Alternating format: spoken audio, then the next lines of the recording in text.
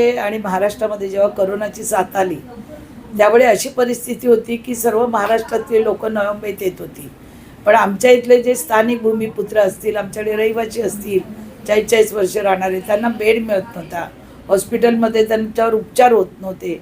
आणि ह्या गरीब लोकांसाठी विचार केला. मी स्वतः 2दा करोनामध्ये पेशंट होती. विचार केला की एक आपल्याकडे मेडिकल कॉलेज आणि सुपर स्पेशालिटी हॉस्पिटल जर असलं तर इथल्या गोरगरीब लोकांना एक तर रोजगारही मिळेल, लोकांची सेवा होईल, अनेक विद्यार्थी घडले जातील, शिकले जातील.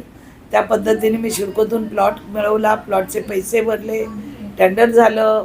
पण त्याच्यानंतर काही लोक आपल्या इथली म्हणजे आमच्याच पक्षातली एकमेकाला सांगून हे लोक कोर्टात गेली आणि कोर्टात गेल्यानंतर त्या कोर्ट कचेरीत गेले 2.5 वर्ष लागले. आणि मला वाटलं हा आता न्यायदेवतेवर माझा पूर्ण विश्वास होता, पण तरी ज्या पद्धतीने कोर्टामध्ये वकील दिले जात होते, एक केस उडली का दुसरी केस टाकायचे.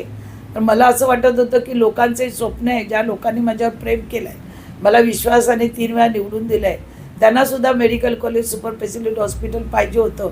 आणि अशा वेळी आज न्यायदेवतेने मला जो त्यांचं काल परवा पण केस होती, पण त्यांचे वकील जातच नव्हते, रोज टाईम मागायचे, रोज काही ना काही कारण सांगायचे. शेवटी आज कोर्टाने याचिका त्यांची फेटाळलेली आहे. त्यामुळे माझ्या जीवनामध्ये सगळ्यात मोठा या इतके वर्ष मी लोकसेवा केली त्यातला माझा आनंदाचा क्षण आहे.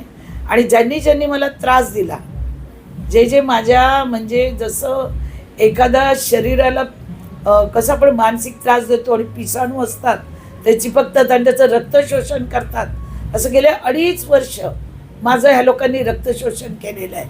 आणि ते रक्त शोषण करताना आज त्यांना देवाने धक्का दिलेला आहे, गोरधनी मातेने, आणि त्यांना त्यांची जागा काय ती दाखवलं. आणि गोरगरिबांमध्ये आज मला अनेक फोन आले इथे येता अनेक लोकांनी सांगितलं की मॅडम शेवटी सत्याचा विजय होतो आणि तो आज विजय झालेला. मॅडम, महानगरपालिकेमध्ये काही लोकांनी प्रस्ताव आणला आणि हॉस्पिटलचा विरोध केला होता, त्यांच्यासाठी तुम्ही काय सांगता? हो, त्यांचीच मेजॉरिटी आहे ना, नावाला भाजप आहे, इथं भाजप आहे कुठे, नावाला आहे.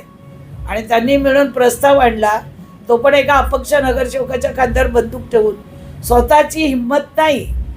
मला तर नेहमी मी सांगते की लढाई माझ्याशी समोर करा, त्याच्या खांद्यावर बंदूक ठेवून लढाई करू नका.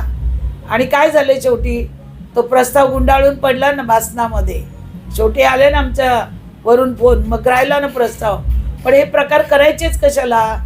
आता बघू ना कोण कामं मागायला येतं, कोण कमिशन मागायला येतं, मी बघते ना. आता येऊ द्या हॉस्पिटलमध्ये कोण येतं, त्याचा नकाबच फाडून मी फेकणार आहे.